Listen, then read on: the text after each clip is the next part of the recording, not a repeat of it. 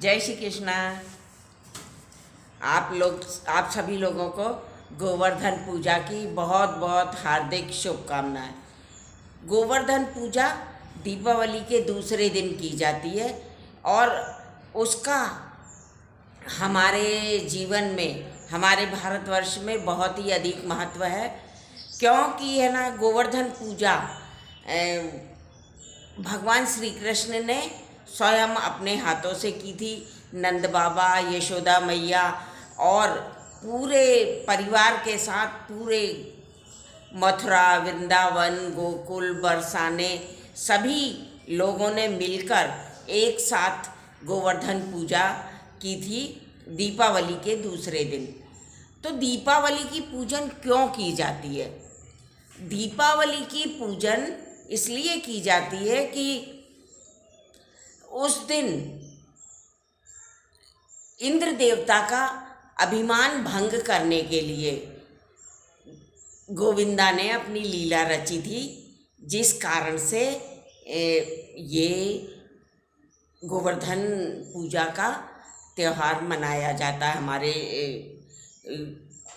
भारत देश में बहुत ही हर्ष और उल्लास के साथ ये मनाया जाता है।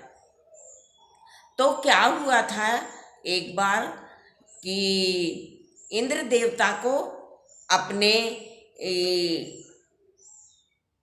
ऊपर बहुत अभिमान हो गया था। तो उनका अभिमान नष्ट करने के लिए भगवान कृष्ण ने ये लीला रची। तो उन्होंने क्या किया कि एक समय वो गए अपनी माता के पास, यशोदा मैया के पास गए और देखा तो सभी लोग बहुत बहुत मिष्ठान और अन्नकूट, 56 प्रकार के भोग बड़े उससे तैयार कर रहे थे। तो भगवान ने पूछा कि माँ, ये इतना पकवान और इतना वो काय के लिए आप कर रही हो? तो उन्होंने कहा, यशोदा मैया ने, कि ये इंद्र देवता की पूजन के लिए भोग सामग्री है। इसे अन्नकूट कहते हैं, इसलिए हर प्रकार के अन्न का उनको आज के दिन भोग लगता है, इसलिए ये पूरा तैयार किया जा रहा है। तो भगवान ने कहा कि इंद्र देवता क्या करते हैं? इंद्र देवता तो कुछ भी नहीं करते। ये जो हमारी गौओं का पालन होता है, ये तो हमारे गोवर्धन महाराज करते हैं। उसी के द्वारा बारिश होती है और उसी के द्वारा उसके आसपास जो पेड़ हैं उनसे हमारी गौओं का पालन होता है। इसलिए इंद्र देवता की पूजन ना करके हमें गोवर्धन की पूजा करना चाहिए। तो सब लोग को समझ में आया कि हाँ, सही है, ये कान्हा तो सही कह रहे हैं।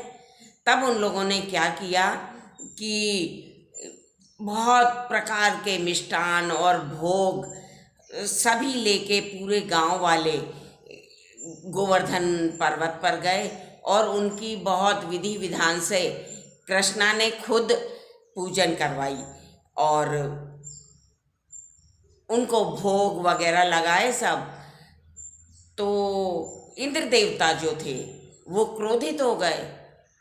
अब उन्होंने मूसलाधार बारिश चालू कर दी, क्योंकि ये डिपार्टमेंट इंद्र देवता के हाथ में ही है। बारिश करना का डिपार्टमेंट इंद्र देवता के ही पास है। तो उन्होंने भयंकर बारिश कर दी और जब उससे भी उन लोगों को, ब्रजवासियों को कोई फर्क नहीं पड़ा, तो वो और ज़्यादा और अनेकों राक्षसों को भेजा कि जाके बारिश करो और पूरे में उथल पुथल मचा दो। तो उसी प्रकार हुआ। उस समय कृष्णा ने क्या किया कि अपनी छोटी उंगली पर गोवर्धन को पर्वत को उठा लिया और उसके नीचे उस सारे ग्रामवासियों को, सारी गऊओं को, सारे अपने ज़रूरी सामानों को उसके नीचे कर लिया और खुद पर्वत को उठाकर और खड़े हो गए। तो इस प्रकार जब वो खड़े हो गए तो कोई भी हानि बारिश नहीं कर पाई लोगों को। इस प्रकार 7 दिन व्यतीत हो गए। जब 7 दिन व्यतीत हुए तो इंद्र देवता ने सोचा कि मेरी तो हर कोशिश नाकाम रही। मेरे इतने राक्षसों को भेजने से, इतनी बारिश करने से भी कोई इनको फर्क ही नहीं पड़ा।